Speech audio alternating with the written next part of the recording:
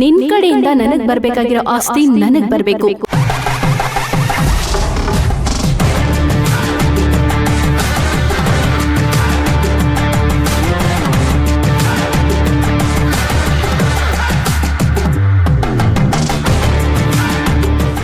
ಅದಕ್ಕೆ ನಾನು ಇಂಡಿಯಾಗ್ ಬಂದಿರೋದು.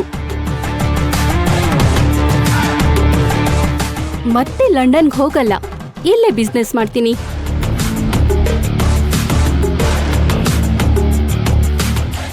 ಓಕೆ, ಅದು ಒಳ್ಳೆ ಐಡಿಯಾನೇ ಅಭಿರಾಮಿ. ಹಾಗಿದ್ರೆ ಒಂದ್ ಕೆಲ್ಸ ಮಾಡು, ಸ್ವಲ್ಪ ದಿನ ನೀನು ನಮ್ಮ ಆಫೀಸಲ್ಲೇ ಕೆಲ್ಸ ಮಾಡು. ನಿನಗೆ ಅಶೋಕ್ ಮತ್ತೆ ಶಿವಕುಮಾರ್ ಎಲ್ರೂ ಕೂಡ ಗೈಡ್ ಮಾಡ್ತಾರೆ. ನಿನ್ಗೆ ಎಕ್ಸ್ಪೀರಿಯನ್ಸ್ ಆದ್ಮೇಲೆ ನಿಂದೇ ಓನ್ ಬಿಸ್ನೆಸ್ ನ ಶುರು ಮಾಡ್ಬೋದು. ನಾನೇ ನಿನ್ಗೆ ಹೆಲ್ಪ್ ಮಾಡ್ತೀನಿ. ನೀನೇನ್ ನನಗ್ ಹೆಲ್ಪ್ ಮಾಡೋದು? ನನ್ನ ಆಸ್ತಿ ನನಗ್ ಕೊಟ್ರೆ ಸಾಕು. ನಂದು ಡೆಲ್ಲಿ ಬಿಸ್ನೆಸ್ ಶುರು ಮಾಡ್ತೀನಿ. ಅದು ಅಲ್ಲದೆ ಶಿವಕುಮಾರು ಅಶೋಕು ನನ್ನನ್ನ ಗೈಡ್ ಮಾಡೋ ಅಷ್ಟು ದೊಡ್ಡವರಲ್ಲ. ಅವ್ರಿಗಿಂತ ಜಾಸ್ತಿ ಓದಿರೋದು ನಾನು. ಅವ್ರ ಮೈಯಲ್ಲಿ ಹರಿತಾ ಇರೋದು ವರ್ಕರ್ಸ್ ಬ್ಲಡ್.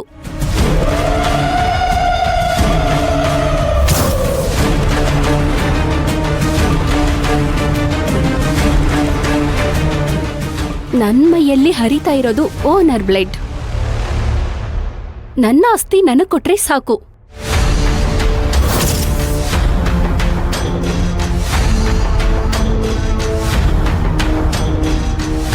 ಅಭಿರಾಮಿ, ನಿನ್ಗೊಂದ್ ವಿಷಯ ಗೊತ್ತಿದೆಯೋ ಗೊತ್ತಿಲ್ವೋ ಗೊತ್ತಿಲ್ಲ, ಆದ್ರೆ ನಿನಗ್ ಮದ್ವೆ ಆದ್ರೆ ಮಾತ್ರ ಆಸ್ತಿ ಎಲ್ಲ ನಿನ್ ಹೆಸರಿಗೆ ಸೇರೋದು ಅಂತ ನಿಮ್ ತಾಯಿ ವಿಲ್ ಬರ್ಸಿದ್ದಾರೆ.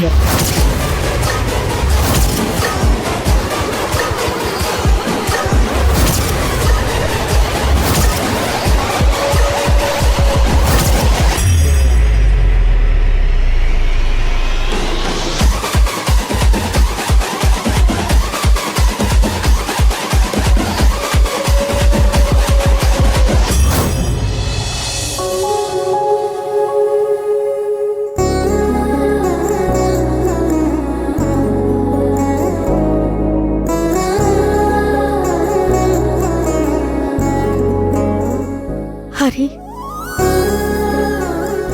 ನಾನಿನ್ನ ತುಂಬಾ ದಿವಸ ಇರಲ್ಲ ಕಣೋ. ನನ್ ಮಗಳನ್ನ ನಿನ್ನ ಹತ್ರ ಬಿಟ್ಟು ಹೋಗ್ತಾ ಇದ್ದೀನಿ. ನೀನೇ ನೋಡ್ಕೋಬೇಕು.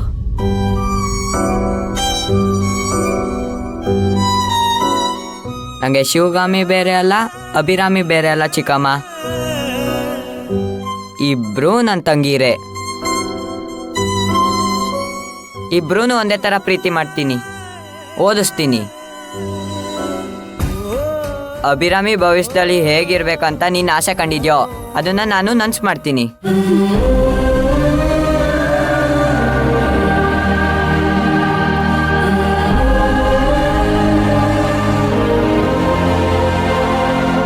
ತಗೋ ಹರಿ.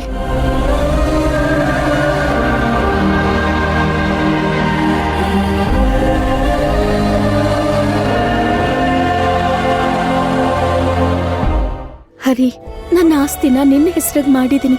ಅಭಿರಾಮಿಗೆ ಮದ್ವೆ ಆದ್ಮೇಲೆ ಈ ಆಸ್ತಿ ಅವಳ ಮಗುಗ್ ಹೋಗುತ್ತೆ.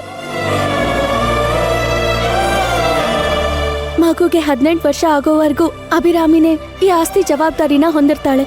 ಅವಳು ಮದ್ವೆ ಆದ ತಕ್ಷಣ ಆಸ್ತಿನ ಅವಳಿಗೆ ಒಪ್ಪಿಸ್ಬಿಡಪ್ಪ. ಹಾಗೆ ಮಾಡ್ತೀನಿ ಚಿಕ್ಕಮ್ಮ.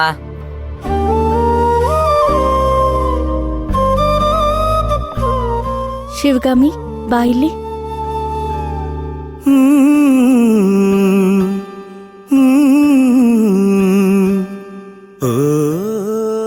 ನಾನ್ ಹೋದ್ಮೇಲೆ ಅಭಿರಾಮಿನ ನೀನೇ ನೋಡ್ಕೋಬೇಕು.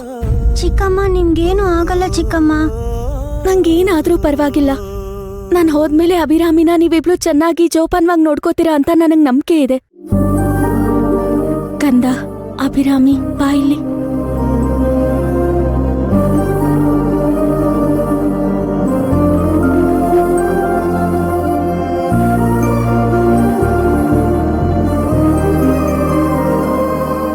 ಕಂದ, ಹರಿಯಣ್ಣ, ಶಿವಗಾಮಿ ಅಕ್ಕ ಹೇಗ್ ಹೇಳ್ತಾರೋ ಹಾಗೆ ಕೇಳ್ಬೇಕು. ಜಗಳ ಮಾಡ್ಬಾರ್ದು.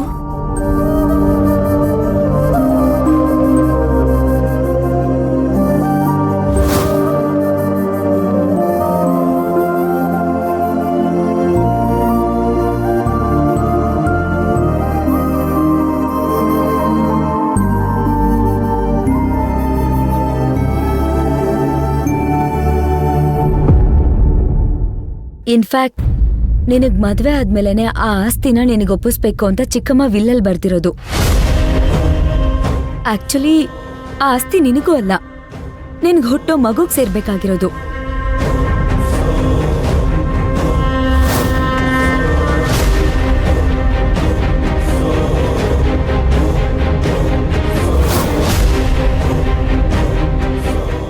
ನೀನು ಆ ಆಸ್ತಿಗೆ ಬರೀ ಗಾರ್ಡಿಯನ್ ಆಗಿರ್ಬೋದು ಅಷ್ಟೇ.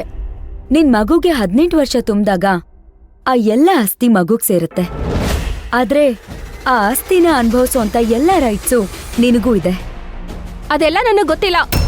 ತಕ್ಷಣ ಆಸ್ತಿ ನನ್ನ ಕೈಗೆ ಬರಬೇಕು.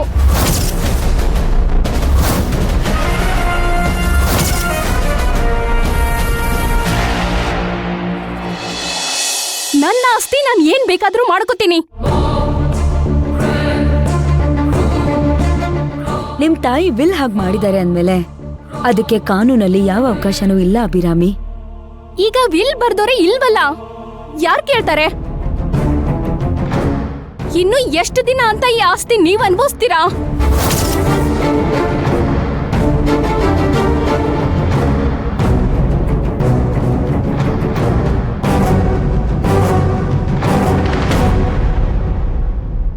ನೋಡು ಅಭಿರಾಮಿ, ನಿನ್ನ ಆಸ್ತಿನ ನಾವು ಅನುಭವಿಸ್ತಾ ಇಲ್ಲ, ಅದ್ರ ಅವಶ್ಯಕತೆನೂ ನಮ್ಗಿಲ್ಲ. ಇನ್ಫ್ಯಾಕ್ಟ್ ನಿನ್ನ ಆಸ್ತಿನ ನಾವು ಬೆಳೆಸ್ತಾ ಇದೀವಿ. ಆಸ್ತಿ ಪಾಲು ಮಾಡುವಾಗ ನಿಮ್ ಪಾಲಿಗೆ ಬಂದಿದ್ದು 500 ಕೋಟಿ, ಆದ್ರೆ ಈಗದು 2000 ಕೋಟಿ ಆಗಿದೆ. ನಮ್ಮ ಆಸ್ತಿ ಲಾಸ್ ಆದ್ರೂ ಪರವಾಗಿಲ್ಲ, ನಿಮ್ಮ ಆಸ್ತಿಗೆ ಯಾವುದೇ ಪ್ರಾಬ್ಲಮ್ ಆಗ್ಬಾರ್ದು ಅಂತ ನಮ್ಮ ಅಣ್ಣ ಅದನ್ನ ಜೋಪಾನವಾಗಿ ನೋಡ್ಕೊಂಡಿದ್ದಾನೆ.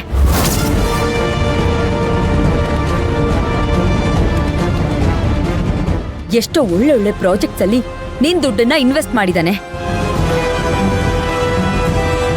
ನಿಮ್ ದುಡ್ಡನ್ನ ಎಲ್ಲೆಲ್ಲಿ ಇನ್ವೆಸ್ಟ್ ಮಾಡಿದೀವಿ, ಏನೇನಕ್ಕೆ ಖರ್ಚಾಗಿದೆ, ಅದರಿಂದ ಏನ್ ರಿಟರ್ನ್ಸ್ ಬಂದಿದೆ, ಪ್ರತಿಯೊಂದಕ್ಕೂ pin to pin accounts maintain ಆಗಿದೆ, ಡೀಟೇಲ್ಸ್ ಇದೆ.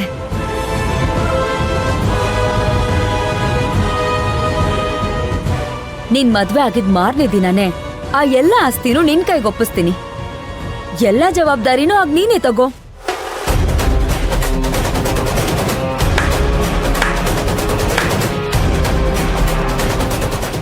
ಸಖತ್ತಾಗಿ ಮಾತಾಡ್ತೀಯ ಶಿವಗಾಮಿ. ನಮ್ಮಮ್ಮನ್ಗಂತೂ ಬುದ್ಧಿ ಇಲ್ಲ. ಆಸ್ತಿ ಕೊಡೋದೇ ಉಂಟಂತೆ, ಅದೇನು ಮದ್ವೆ ಆದ್ಮೇಲೆನೆ ಅಂತ ಒಂದು ಪಾಯಿಂಟ್ ಇಟ್ಟಿರೋದು. ಅದನ್ನ ನೀನ್ ಇಟ್ಕೊಂಡು ಇಷ್ಟುದ್ದ ಭಾಷಣ ಬಿಗಿಯೋದು. ಈಗ ನನ್ಗೆ ಮದ್ವೆ ಆಗಕ್ಕೆ ಇಷ್ಟ ಇಲ್ಲ ಅಂತ ಅನ್ಕೋ, ನಂಗೆ ಆಸ್ತಿ ಕೊಡಲ್ವಾ? ಹಾಗಾದ್ರೆ ನನ್ಗೆ ಆಸ್ತಿನೇ ಸಿಗಲ್ವಾ? ಏನಿದು ಅರ್ಥ ಇಲ್ದಿರೋ ಪಾಯಿಂಟ್ಸು? ಅರ್ಥ ಇಲ್ದೆ ಮಾತಾಡ್ತಿರೋದು ನೀನು ಅಭಿರಾಮಿ. ನೀನ್ ಓದಿರೋಳು ತಾನೆ, ಅಂದ್ಮೇಲೆ ನಿಮ್ ತಾಯಿ ವಿಲ್ಲಲ್ಲಿ ಹೀಗ್ ಬರ್ತಿದ್ದಾರೆ ಅಂದ್ಮೇಲೆ ಅದಕ್ಕೆ ಯಾರೇನ್ ಮಾಡಕ್ಕಾಗತ್ತೆ? ಅಷ್ಟಕ್ಕೂ ಲಾ ಅಲ್ಲಿ ಎಲ್ಲಾ ಸಮಸ್ಯೆಗಳಿಗೂ ಒಂದಲ್ಲ ಒಂದ್ ಪ್ರಾವಿಷನ್ ಇದ್ದೇ ಇರುತ್ತೆ. ಯಾರಾದ್ರೂ ಒಳ್ಳೆ ಲಾಯರ್ನ ಕರ್ಸಿ ಅವ್ರ ಹತ್ರ ಈ ತರ ಸಿಚುವೇಶನ್ ಇದೆ, ಏನ್ ಮಾಡೋದು ಅಂತ ಕೇಳಿದ್ರೆ ಅವರೇ ಅದಕ್ಕೆ ಏನಾದ್ರೂ ಒಂದ್ ಪರಿಹಾರ ಹೇಳ್ತಾರೆ. ನೋಡ ಅಭಿರಾಮಿ, ಈಗಷ್ಟೇ ಬಂದಿದ್ಯಾ, ಬಂದ ತಕ್ಷಣ ಇದ್ರ ಬಗ್ಗೆ ಡಿಸ್ಕಷನ್ ಬೇಡ. ಅಷ್ಟಕ್ಕೂ ನಿನ್ ಮದ್ವೆನೇ ಆಗಲ್ಲ ಅಂತ ಯಾಕೆ ಇದರ ಪ್ರೆಡಿಟರ್ ಮೈಂಡಲ್ಲಿ ಇದ್ಯಾ? ಒಬ್ಬ ಒಳ್ಳೆ ಹುಡುಗನ ಹುಡ್ಕೋಣ, ಗ್ರ್ಯಾಂಡ್ ಆಗಿ ಮದ್ವೆ ಮಾಡೋಣ, ಆಗ ಎಲ್ಲ ಪ್ರಾಬ್ಲಮು ಸಾಲ್ವ್ ಆಗತ್ತಲ್ವಾ? ಅದ್ರ ಬಗ್ಗೆ ಎಲ್ಲ ನೀನ್ ತಲೆ ಕೆಡಿಸ್ಕೋಬೇಡ. ಮದ್ವೆ ಅನ್ನೋದು ನನ್ ಪರ್ಸನಲ್ ವಿಷಯ, ಅದ್ರಲ್ಲಿ ಯಾರು ಇನ್ವಾಲ್ವ್ ಆಗೋದು ನನಗಿಷ್ಟ ಇಲ್ಲ.